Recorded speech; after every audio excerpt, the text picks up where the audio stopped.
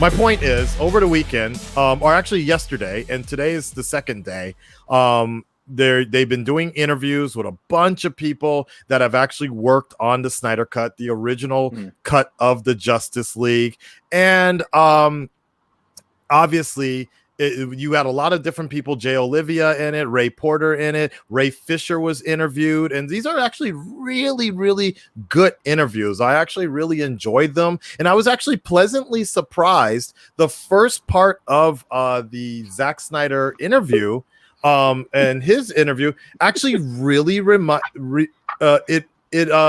made me remember why I liked Zack Snyder as a director. Him explaining how. Bless you. That was his soundbite. Thank you. Okay. Carry on. Let's go. Let's go. So I really actually enjoyed it a lot.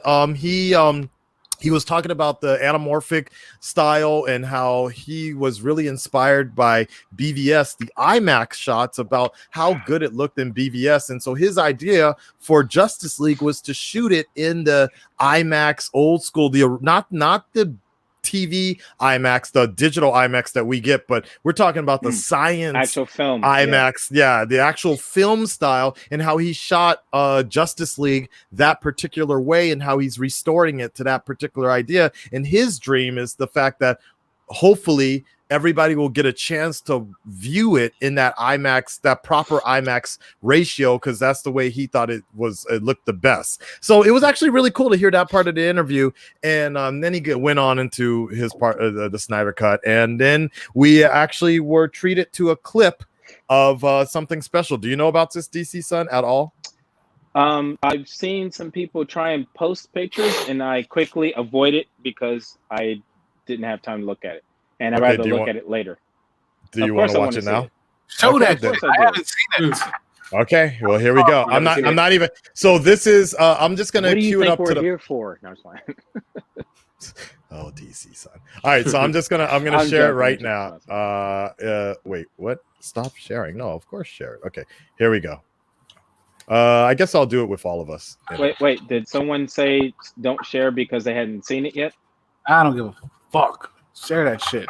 Here we go. I'm not sure. I'll check. He did all the ones to cryptically, like. All the gats and stuff? Yeah. Anything, all the gats, yeah, for sure. All right, anything that has.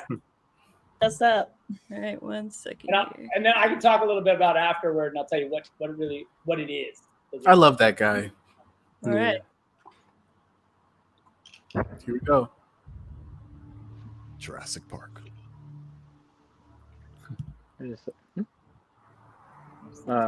Oh shit!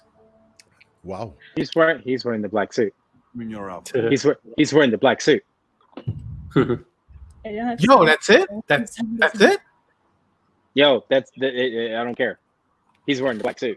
What did he say? He said, "You're Alfred." Like you're Alfred. Yeah, I'm assuming you're Alfred. Yeah. Okay. Fuck, man. Oh, nice. Sorry, I messed that up a little bit, but I was so nervous. So there you go.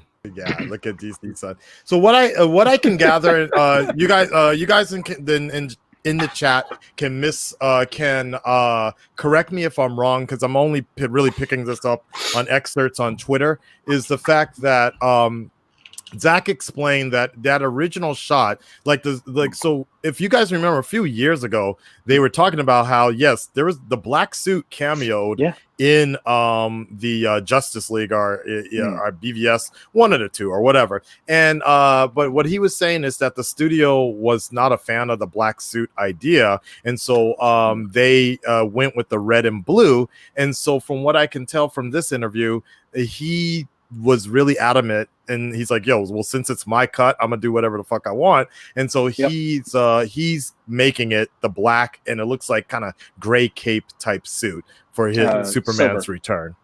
Yeah. So based off the comic book, so he would come back wearing that. Oh, hey, you're Alfred.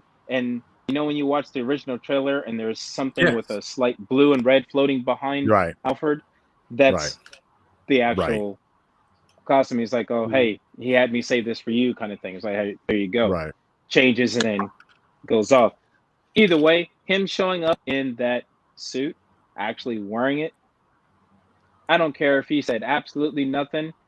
I was like, hey, that's good fan service. We can move on from here. You can keep it on for the rest of the movie. Don't care. It actually fits with him coming, because it fits with his character coming back to life. Yeah. And it's funny for me. If anything, I appreciate Zack Snyder for the technicality of it. He's the maybe I don't want to say the only right now, but he was the first director that made me feel like a man can fly. Like, I get it, Richard Donner, that shit was old school, but like the way fucking, Superman just drops down and then carries on with the scene, fucking Man of Steel and that shit. He's the best when it comes to flying. And the sound of the sonic boom every time my man takes off, that's fucking dope. Like, that's dope as hell. Now, I will say this. If you're considering, we all know that I love that storyline or whatever. If you're a Marvel fan, the only character that's done anything close to that where they actually had sound make a difference was the first Iron Man movie. Yes. True, after that, it was like they kind of sort of just said, "Well, we don't really need it." I totally. And I was like, "Oh man!" But it was a really cool effect that they had with his character when he flew off. So watching Superman do that, and I was like, "Yes, this is exactly how it should be. I should hear that. I should see that, because doing it, you feel it when you're watching it. It makes a big difference." I don't think Zack Snyder gets the props he deserves. I get it. Akasan, Batman kills people in his universe. but man, look at his face. From a technical standpoint, this man is like, he doesn't get the fucking props he deserves. Like, those visuals are insane, and nobody has ever said that he's bad at visuals. Okay. I'm just calling. Even the biggest of haters. Yeah, the Tyrone just left because maybe he has. But even the biggest of haters have never said that Zack Snyder is bad at visuals. Okay. Like, let's not get that wrong. And I said how just listening to him talk about directing reminded me of why I used to like him as a director. Because he's when it comes to visuals, he's one of the best there.